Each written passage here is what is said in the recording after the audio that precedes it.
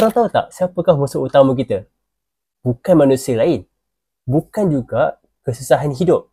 Tapi makhluk ni adalah makhluk yang sangat halus.